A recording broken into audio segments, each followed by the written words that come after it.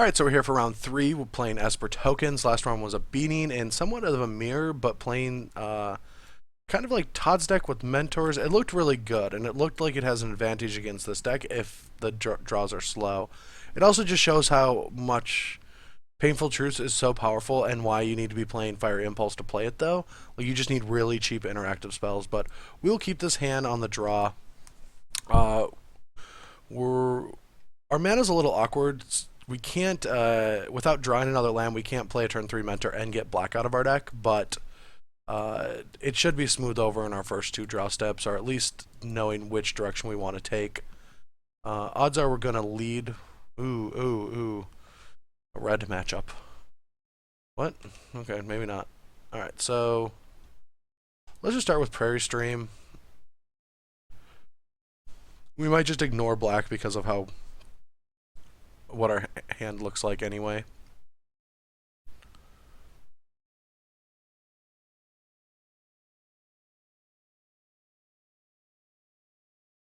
And it might be very important to Silk Rep and play a Mentor, play something that our opponent has to interact with. Yes, I don't know what my opponent is trying to accomplish in this game or match, but that is going to die. I don't mess around with Rattleclaw Mystics. Especially with Silk Reps in your deck. Silk Rep can't kill anything, and Rattleclaw's not going to produce a creature that Silk Rep is going to be able to deal with. So here I might, I don't mind throwing Jace on the board and getting black out of our deck. It's not aggressive, but our hand is so similar that like just deploying the same thing over and over again might not be that great. Oh no. Thunderbreak Regent. I die so much to Thunderbreak Regent. It is unbelievable. But no one ever plays it because it's not that good. It's like not a great threat in the format. But I think I die to it because I don't play Crackling Doom that often. Man, I die to that card so often.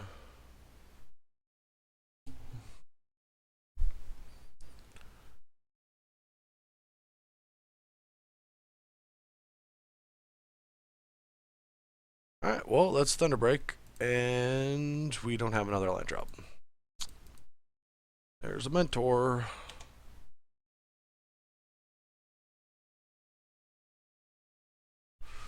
Alright, so our opponent is going to crack us in the head with a 4/4. And alright, so we're at 8. Alright, hopefully we draw land and we can just go double Seeker. Nope, but we're going to play 1 Seeker because we don't have any other options. We need to start trading for resources.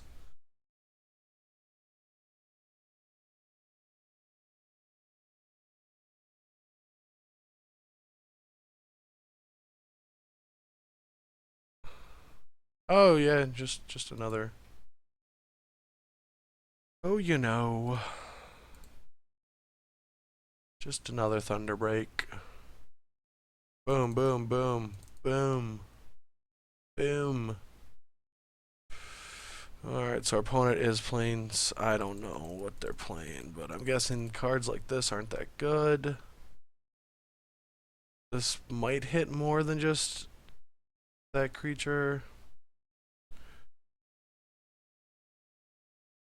I'm going to try a strategy of ignoring the Thunder Breaks as much as possible, or ignoring the early game stuff as much as possible, and trying to hit this late game stuff.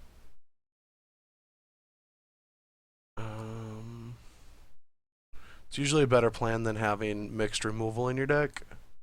Like, I just want to make sure that if I have a removal spell, it can kill Thunderbreak or some other big dumb creature, but having Silk Reps in your deck, it just like slows down the process, but it gives them more resources. So I don't think Silk Rep's a good card in any of matchups like this, so I just take all of them out of my decks. This deck does have quite a few things in the sideboard to interact, but I mean, we'll see. Like, we did have a pretty poor draw there. Alright. Can't really complain with this. We have some early interaction. We can counter a spell, which is great. Almost F6'd. Might have just left.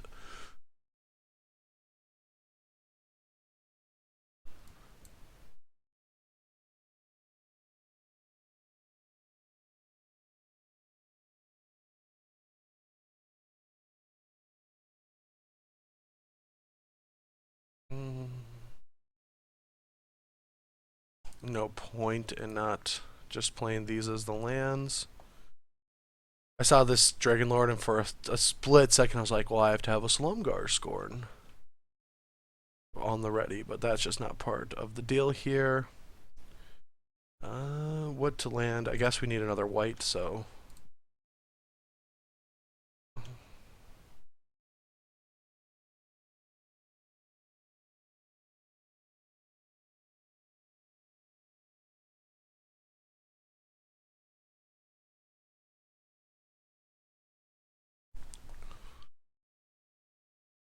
Alright, so no first 3 turns from our opponent is really good for us, actually, just because for the fact that we're on this unique Ojutai game plan.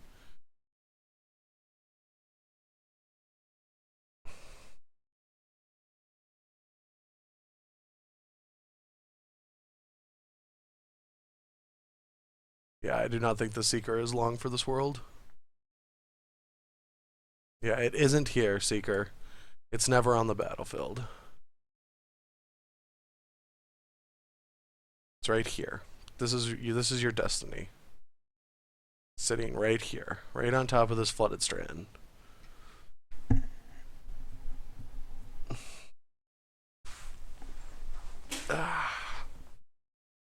Oh, it lived.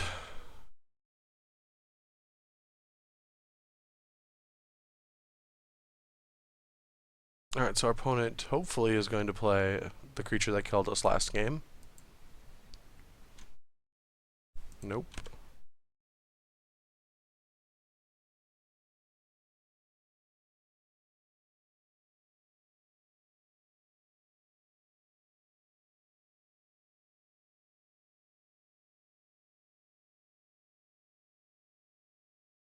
Alright, well, I don't know why not. We could play this waiting game, but because we have a treasure cruise in our deck, or in our hand, it doesn't feel correct to wait around. I don't know what our opponent could play next turn that super punishes Ojutai and not being able to disdainful stroke it. It could be like Prairie Stream, Crackling Doom, or Counterspell into like something big. But yeah, so that's gonna happen.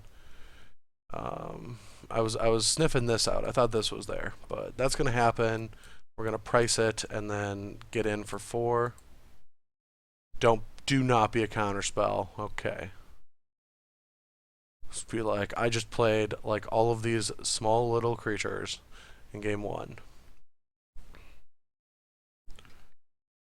Wait, why did you need 5 mana? Oh, don't you tell. No. This is Solomgar Skarn, isn't it?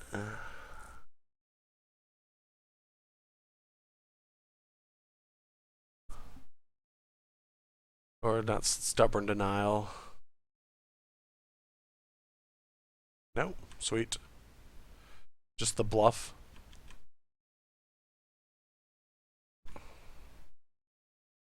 I will take that Gideon. Thank you very much. And play that Gideon. And this is why I fetch for basics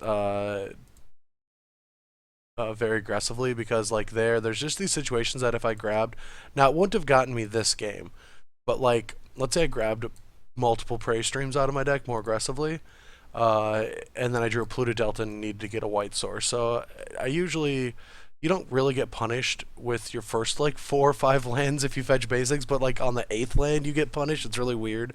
It's just such a unique format where you'll get like you like have bad fetches on turn 8 and not turn 2. All right, down she goes. You did a good. Hmm?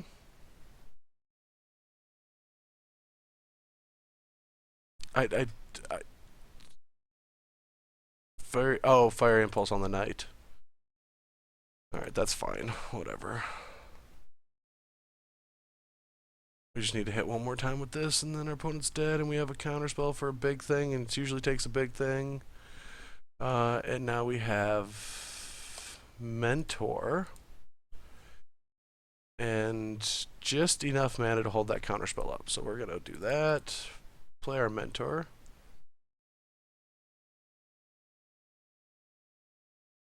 Fetch out a Prairie Stream. Cruise for the full graveyard. Get blockers for days. And hold up the counterspell.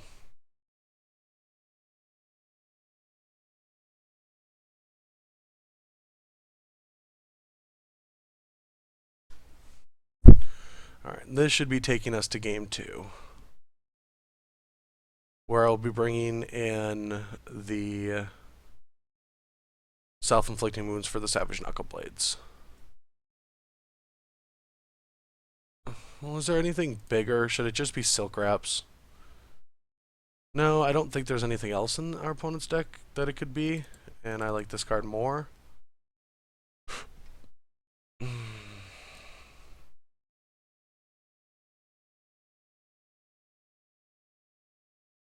Maybe Dragonlord Ochai is just too slow, but it seems like a good finisher. Dress just seems bad. Like, I just want to take all the dresses out, but it's so good with Mentor.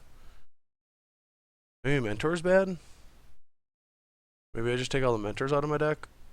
I'm not even kidding, and just be like some weird removal Planeswalker deck. Like, I can bring this in, I can keep the Duresses in the deck.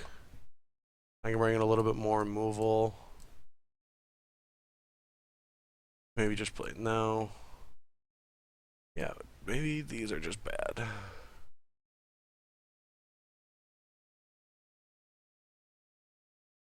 No, they're good. This is bad.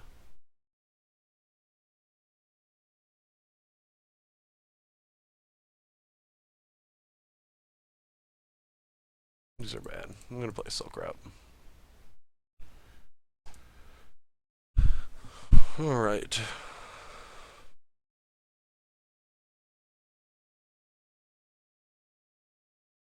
Ugh. What is with these hands? Alright.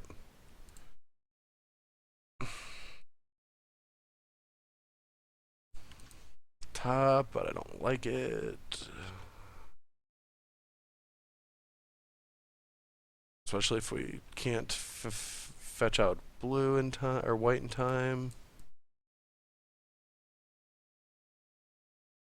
I do like these hands when I'm on the mulligan though. I do like the all 2-mana removal hands and just hope that our opponent floods out. Like, there's a lot of games you win by your opponent just drawing more lands than you, and because you just got stuck on all these removal spells, then their hand is all removal spells and lands, and you just get this like free chance to get back in the game. And so these are the best hands. Like, this is the best mulligans you can have. Like, your best 2-drop and a bunch of ways to stay in the game.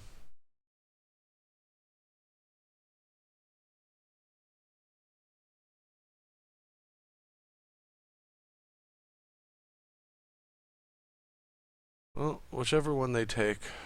But we have 2. Yeah, we have 2 removal that can kill Knuckleblade, 2 that can kill Thunderbreak, so just taking the Gideon, I don't mind that. But yeah, our opponent probably has a removal heavy hand, and so do we.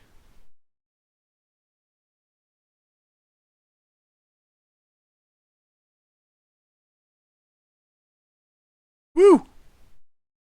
Alright, so we'll just go get a black here. I don't want to give him the information.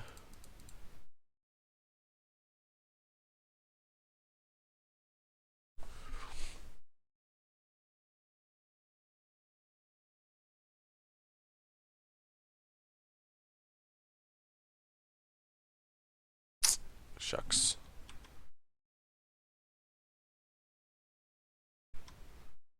Alright, so yeah, our opponent took Gideon because their hand is all removal, so we're just gonna be doing this for a while. Hopefully I draw Treasure Cruise. And they don't draw Lumbering Falls.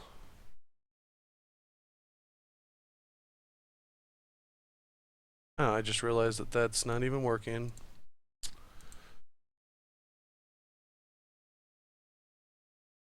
Now it's there. But that was annoying for this whole match.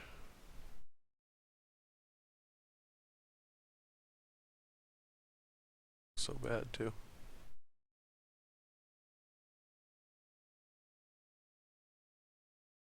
Professional of me.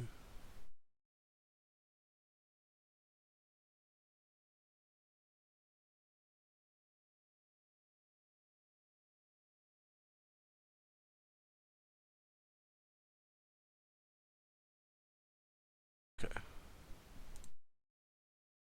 That should...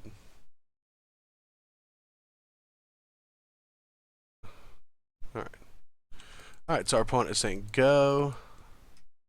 Don't tell Cedric that that happened. This is the middle of the video. It's all good. Should have fetched. Didn't, but drew a Disdainful Stroke, so I'm okay with it. We're so dead if our opponent draws Lumbering Falls, though. They just have fistful of cards. So do we. Alright, hopefully it's a 5-drop, like Obnixilis, and we just drew Disdainful Stroke.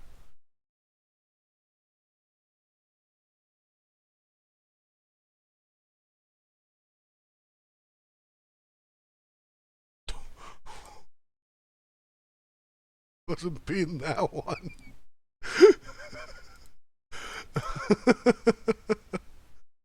Is there any 5-drop that would punish me if I draw it and then a duel? Yeah, there's always that's a trick question. There's always punishment.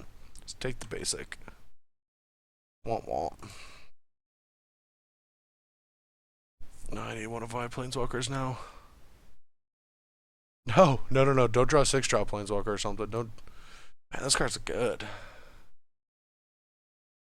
Another card that does Crackling Doom. Well, I just start drawing cards. Alright, just fetched. Just a thin. I'll do the same.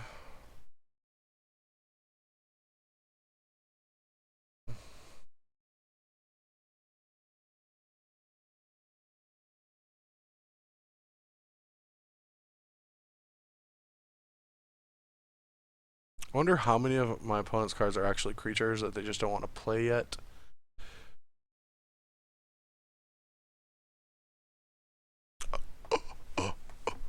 Alright, so I say we do it for 2. But not with both of our white sources, because that would be just stupid. We can do it with 2 black sources, that's fine. 1, 2, 3, 4, 5, 6. Treasure cruise, going on a treasure cruise. I went on it and it wasn't bad.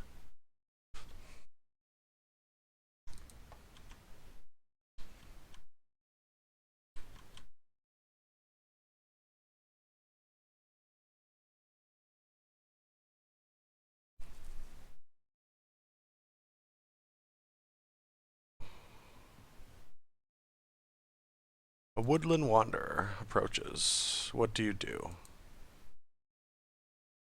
this point, I'm not killing Savage Knuckleblades with removal spells, so I'm going to play a Monastery Mentor. And I'm going to Self-Inflicting Wound.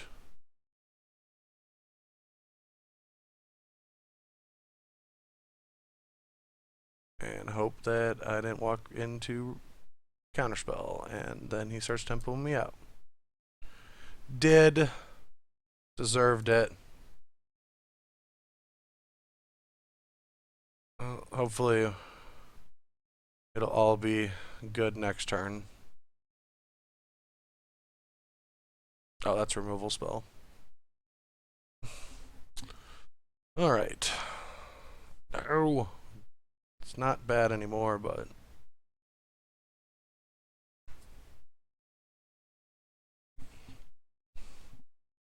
Alright, we'll drop to 11, and now we're going to just try to unload on this Woodland Wanderer. What is this? What is this? What is this? What is this? It's a murderous cut on a mentor.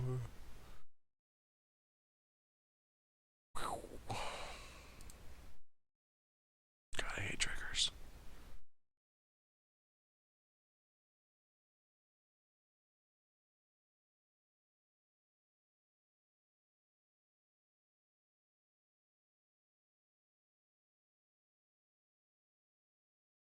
Alright, so our opponent's at 10. We have 2 removal spells and a mass removal spell.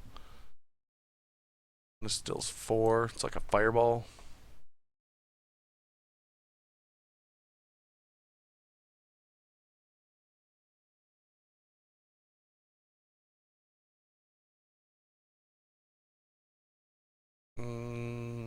Yeah, nothing we can do about that.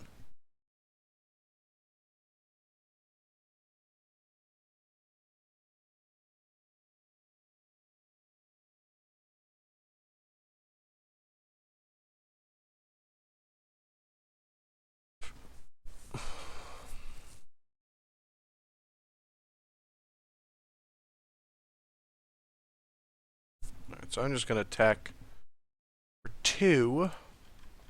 And if it decides to block with Lumbering Falls, we'll utter end this. And blocks with this, we'll just lose 1 by surging it.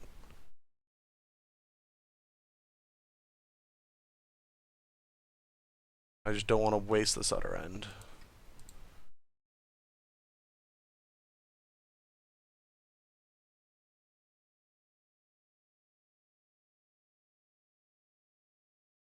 Play a Jace. Pass the turn. And now here we're just gonna loot Cruise and hopefully hit like a Gideon.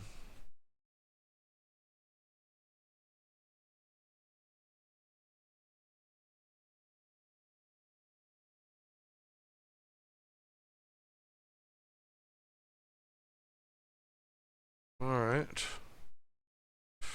That one's coming through.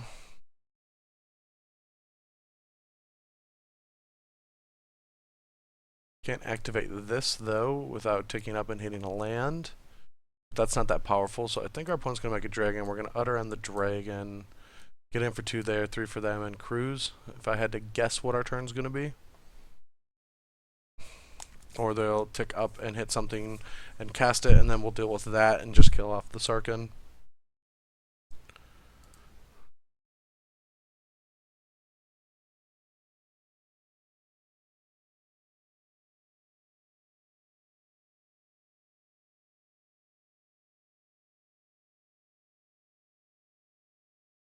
Alright, yeah, so we'll just kill that, I guess.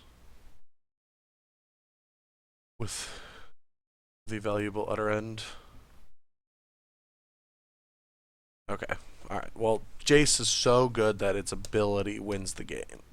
Alright, well that's round 3 with Esper tokens. So far it's been having a decent fill to it. I do feel like I'm missing red cards, and the Gideons are not coming on turn 4.